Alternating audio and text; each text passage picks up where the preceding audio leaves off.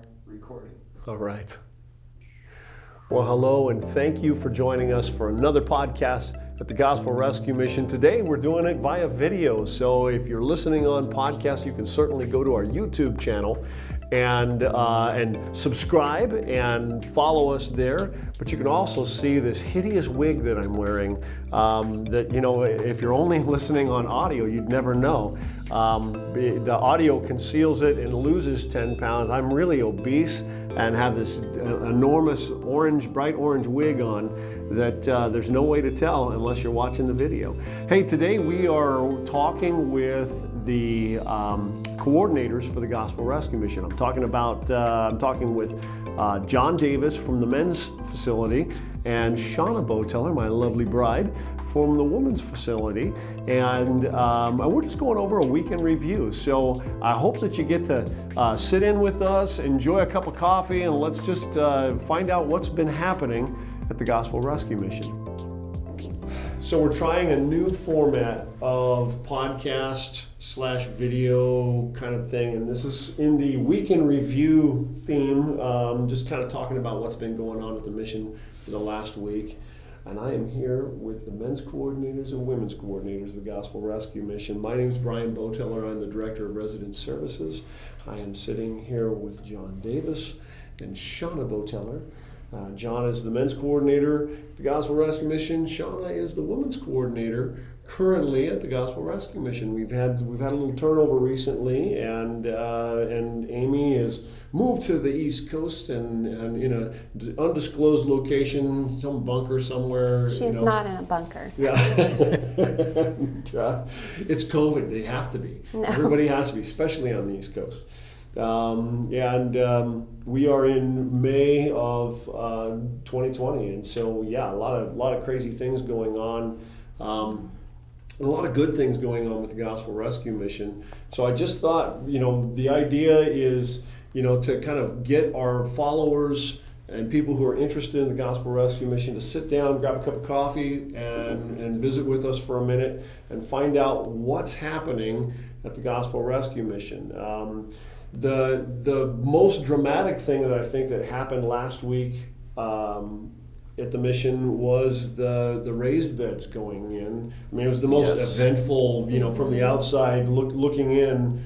We had the raised beds had been made. We had several of our men together for a couple weeks now. It was about 2 weeks, and did a great job building them. They look great.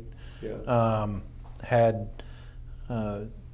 one guy on a skid steer leveling the whole area out, and built them all in line and level, and they just look great. Yeah, it really does. We got a good piece in the Courier came out and did a great article on us on Saturday. Came out on Saturday. I forgot to bring it in, but I was telling David James about it. David James, who's been he's like the second longest garden writer in the country, who's written a continuous garden column in newspapers, and just been a great friend of the Gospel Rescue Mission. And he brings with him the Rogue Gardeners of Josephine County. Now, I did a horrible thing on our Facebook page, and I put the Grants Pass Garden Club, I attributed it to them. And the Grants Pass Garden Club has helped us numerous times as well. But it wasn't the Grants Pass Garden Club, it was the Rogue Gardeners of Josephine County. And boy, oh boy, they came out and made planting 23 raised beds look like it was nothing. I mean, they had wiped out in probably an hour, I think, and had fun while they were doing it.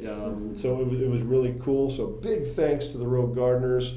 They even have a Facebook page, and so if you're watching this, go follow them on there. And I apologize, guys, for the misattribution on our Facebook page, and I couldn't edit it out, but I did put a correction on there. And anyways, thank you for all of that. And still, we had a lot of our residents also helping out in that process.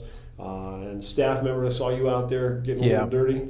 We not only the new raised beds We also planted a lot of tomatoes in some of our old empty beds as well. Boy, it's going to be Tomato-topia Yes. at the Gospel Yes. Rescue Mission.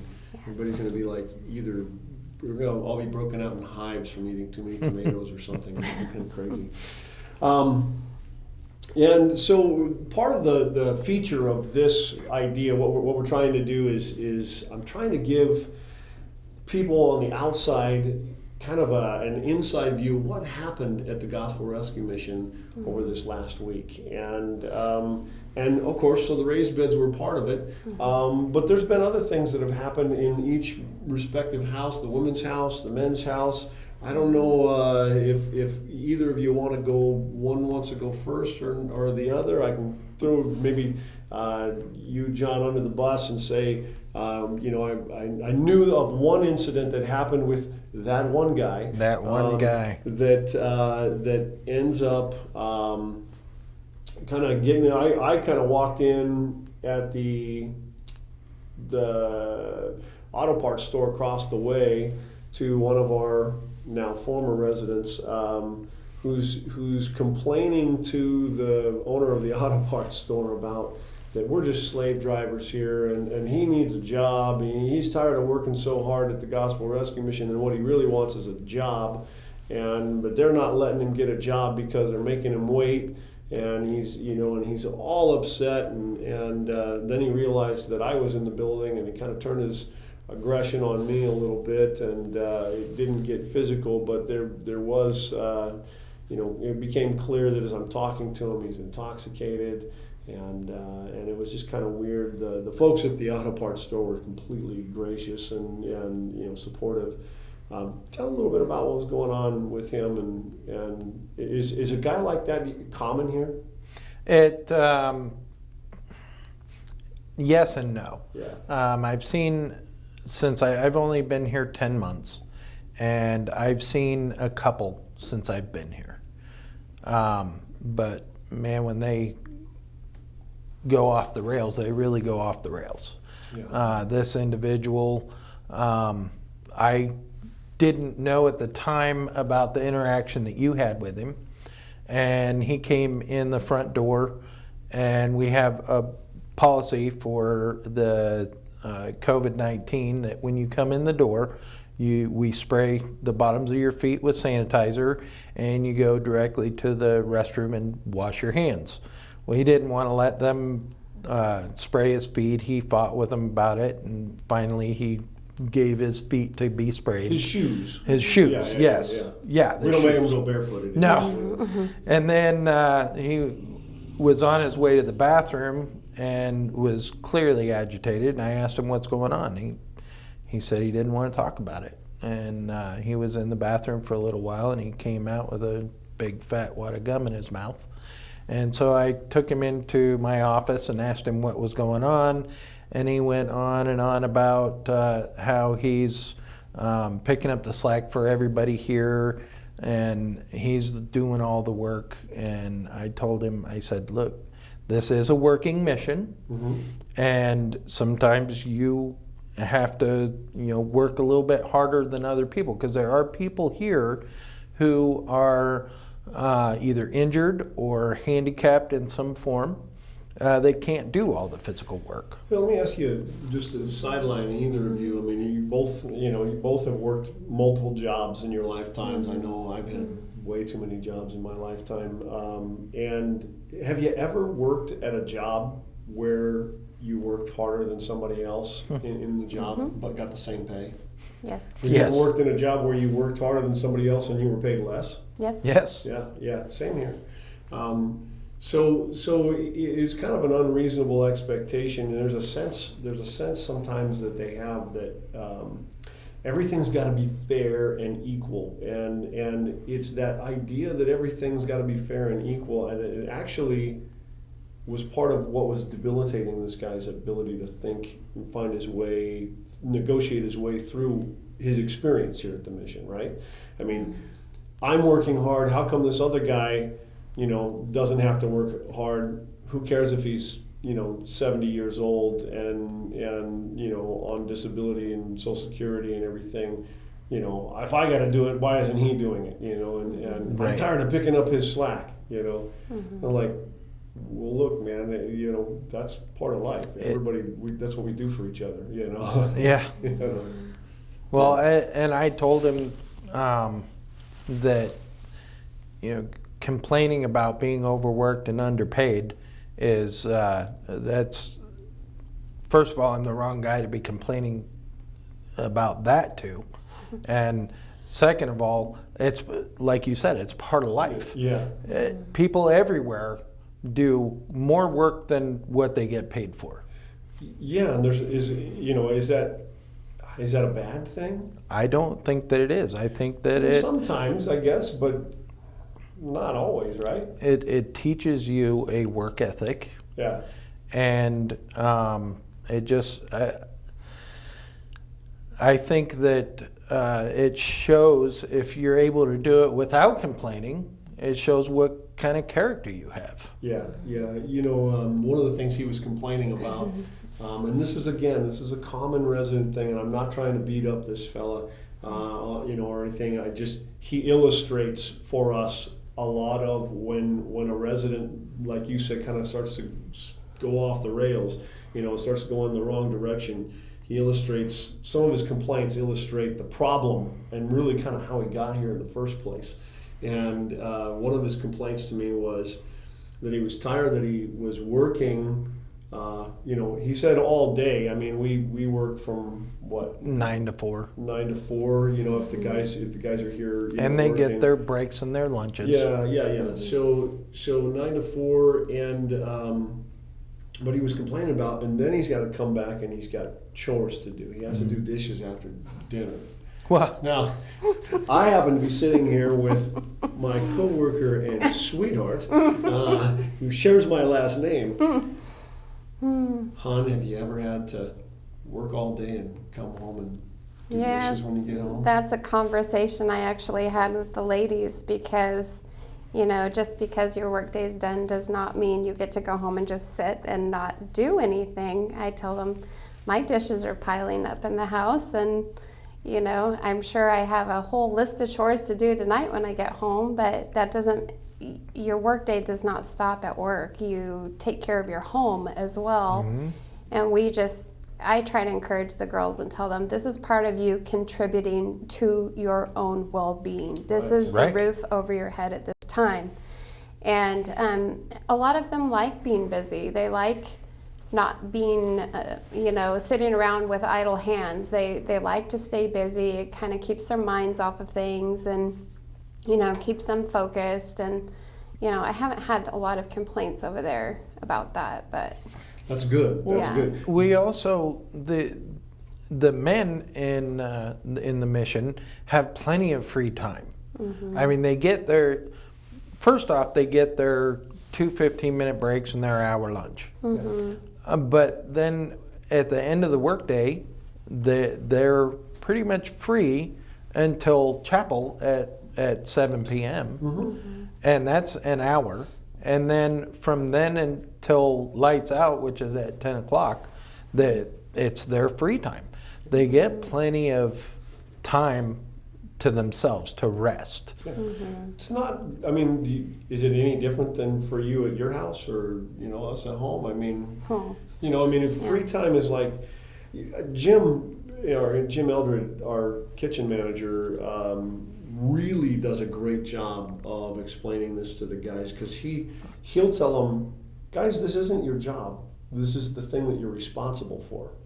And if you think about it differently, if you stop thinking about it as this is my job, if you only think in terms of job, then you think of work for pay kind of thing. Right. But when you think of these are the things that I'm responsible for, then it's like, well, part of the reason that we go home and do other things like mow the yard or you know, or take care, you know, help the kids with homework or whatever, you know, pick up the dog poop in the yard or whatever. It's the stuff that you're responsible for, and you're responsible for your work, but you're also responsible for getting the oil changed in your vehicle, and you're also responsible for, you know, getting groceries for your home and all those other things.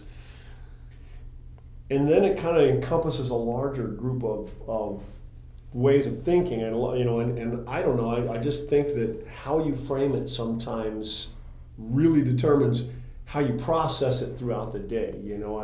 I just end up kind of going, you got to spend your time doing something, Right. So might as well be, doing tasks that benefit you in some way or another, and I don't know. But I would say, coming from homelessness, they didn't have a home to care for before, so there's all sorts of new responsibilities on them as well. And so there is a transitionary period with that they feel it's kind of like a fish out of water. It's a totally new environment. Right.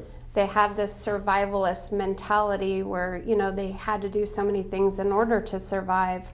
Well, now they're in a safe home, and for many of them, that's very foreign. Yeah, no, that's very true. So that's, just having them readjust to, okay, this is safe, and give them the stability to be okay to go do those chores. And, what's fun is when the girls start having like this ownership in the house. When I got in today, they were so excited to show me the projects that they worked on over the weekend. They really wanted to make me proud of how they were taking care of the house.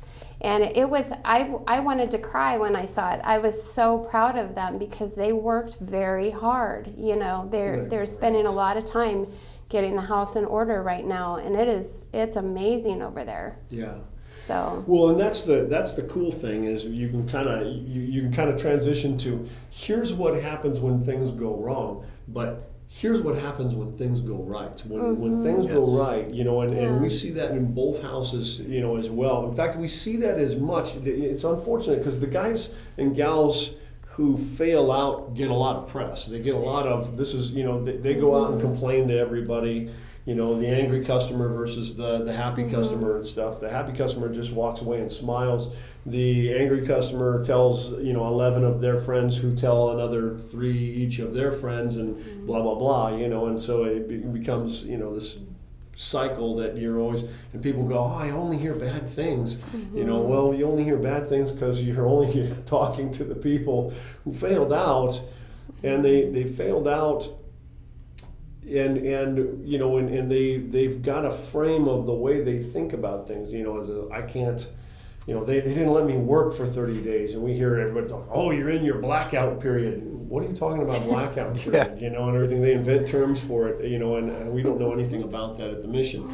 We're just going. Look, before you get out and you start introducing yourself to the world, and continue going around, sending out applications and stuff, and making, getting out in front of potential employers, give us a chance to give you an honest, fair look and say, maybe you're not exactly ready for that. Let's help frame some things. Let's help rethink some things. Let's get you some good clothes. Let's get you some, maybe clean up a little bit. Let's let you rest for a minute, and some of them just get so busy trying to do because they're desperate. It's like trying to save somebody who's drowning, and they're flailing around, and you're coming up alongside of them, and they'll take you down with them if you're not careful. Sometimes the best thing to do is just let them get to where they really have despaired and they're ready to just drown, and then they kind of give up flailing. And then you come up alongside them when you can pull them to the shore because they're not putting out all this energy, and it's like stop putting out all this energy, relax, learn to trust me for a second, and we'll get you through this because we've done this once or twice, right? Shonna, you were the reason that I came to the Gospel Rescue Mission. You worked here, a long time ago, and for a long time, and so your experience. This is, even though you're new as a women's coordinator, you're not new to the Gospel Rescue Mission by a long shot, and you've seen this going, on and on, and seen the progressions of the mission for a long time. John, you're relatively new, but again, the dirty little secret is that we're all kind of related in some way here, And but what's cool about that is that we've had these conversations before. You've been working with men in the military for years and for decades, and you know, honey, you've been working with folks, you know, in the homeless and social services and people who are in poverty and all kinds of different things. For a long time yourself, we're not new to this rodeo in a lot of ways. It's kind of fun It to is. watch the real change. I think it's most fun to hear from the residents that stayed with us a long time ago, and they'll still send me messages and stuff. That makes my heart burst. I'm so happy when I hear from them, because then I know they're out in the world, they're doing good things, they're well, they're housed, they're employed. Yeah, a lot of times It's a big win. somewhere in town, you know, at a business in town, and see them, you know, in their job, you know, and you know, and you know, wow, hey, how you doing? And Yeah, that's pretty cool. exciting to see that. In the short time that I've been here, I've had 3 different people tell me that I saved their lives.